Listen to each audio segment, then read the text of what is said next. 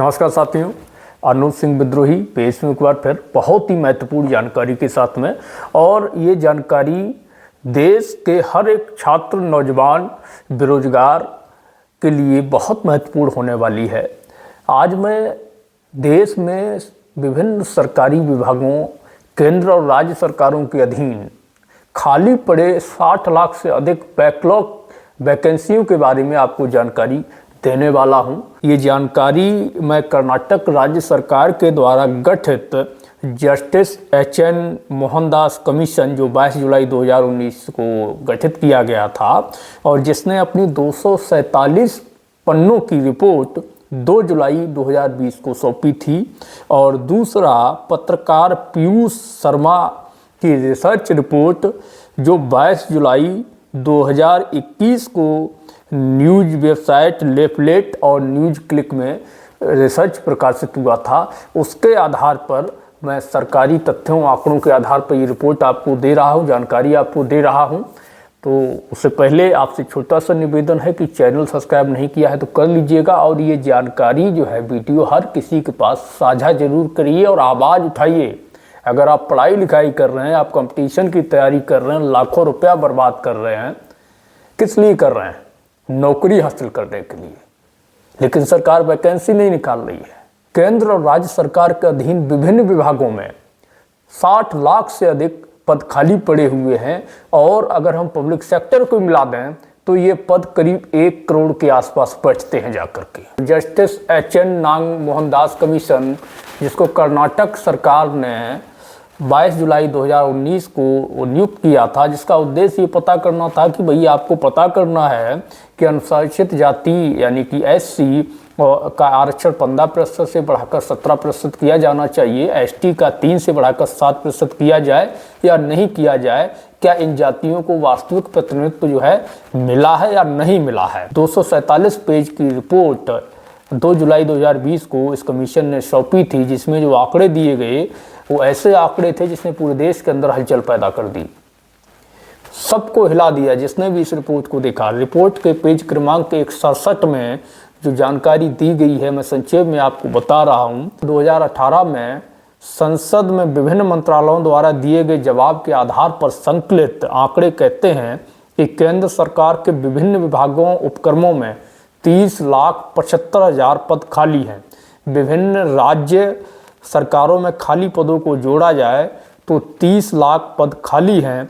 उदाहरण के रूप में अगर हम देखें तो कर्नाटक राज्य सरकार में 2018 में 2,39,000 पद खाली थे। अर्थात केंद्र सरकार, राज्य सरकारों को मिलाकर खाली पद 60 लाख से अधिक होते हैं।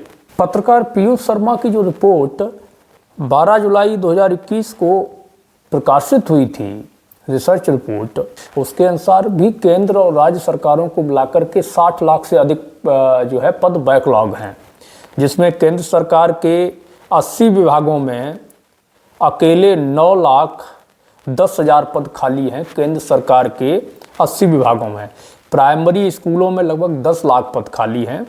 सरकारी बैंकों जैसे एसबीआई, पीएनबी और बीओबी इत्यादि बैंकें, इनमें 2 लाख पद खाली हैं।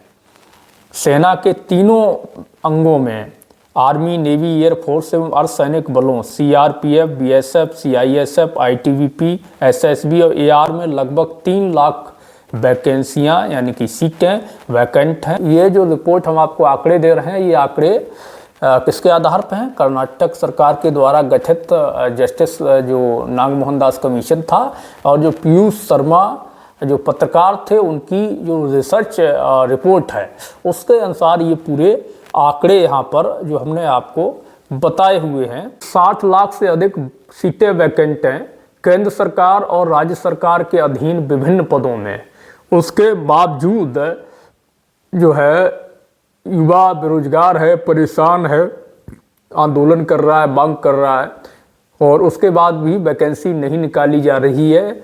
एक तरीके से सीधे तौर पर जानबूझ करके देश को अक्षम, युवाओं को बेकार बनाने का ये जो षड्यंत्र है, इसके खिलाफ युवाओं को लड़ना होगा, आंदोलन करना होगा, तब जाकर के बात बनेगी। अब लड़ना कैसे है उसका बड़ा सीधा तरीका हम आपको बता देते हैं। आपको क्या करना है, सबसे पहले तो इस जानकारी को कोचिंग के हर स्टूडेंट्स के पास भेजिए जो भी कंपटीशन की तैयारी कर रहा है। उसके बाद आप चाहें तो एक पोस्ट कार्ड अभियान चला सकते हैं। सारे छात्र अपने अपने कोचिंग सेंटर से एक चिट्ठी, एक पोस्ट कार्ड भेजें। पोस्ट कार्ड 50 पैसे वाला ले लें, उसमें पोस्ट कार्ड में लिख कर के प्रधानमंत्री को भेजें, राष्ट्रपति को भेजें, विभिन्न स्टेट्स के सीएम्स को भेजें, जिस भी स्टेट से आप हैं। उनसे मांग करें कि जो सीटें वैकेंट पड़ी हुई हैं, जो बैकलॉग पड़ा हुआ है, 60 लाख से अधिक जो बैकलॉग है, उस बैकलॉग को भरा जाए, वो वैकेंसी निकाली जानी चाहिए। आप अपने जो है जनप्रतिनिधि, स्थानीय जनप्रतिनिधि को मिलें, उसको ज्ञापन दें। एसपी, डीएम अधिकारी को जाकर के ज्ञापन दें कि वो आपकी बात को वहाँ तक पहुँचाए। और छोटे छोटे सभा, सेमिनार, संगोष्ठी भी आप आयोजित कर सकते हैं। छोटा मोटा सांकेतिक प्रोटेस्ट भी 1-2 घंटे का आप धरना प्रदर्शन सांकेतिक रूप से कहीं कर सकते हैं। आप लड़ेंगे नहीं, मांगेंगे नहीं, कोई फायदा नहीं है। आप कंपटीशन की तैयारी करते रहिए, माँ बाप का लाखों रुपए आप फूंकते रहिए। जब वैकेंसी नहीं आएगी तो आप नौकरी करेंगे कहाँ से? पढ़ने के बाद में आप क्या करेंगे? प्राइवेट कंपनियों में 10,000, 5,000, 15,000, 20,000 में एडॉक पर, समदा पर, ठेकेदारी पे काम करेंगे। इसकी संतुष्टि के लिए आप जो है जस्टिस नागमोहन दास कमीशन की रिपोर्ट को, कर्नाटक सरकार की रिपोर्ट है, कर्नाटक सरकार ने कमीशन ये बनाया था, आप वेबसाइट पर जाकर के इसको सर्च कर सकते हैं और पढ़ सकते हैं पूरी रिपोर्ट को। और पत्रकार पीयूष शर्मा की भी रिपोर्ट को आप सर्च करके पढ़ सकते हैं। तो ये जो जानकारी है, ये आप हर एक छात्र के साथ शेयर करें। उसके बाद हम अगले वीडियो में फिर और विस्तार से आपको इसमें समझाएंगे। धन्यवाद।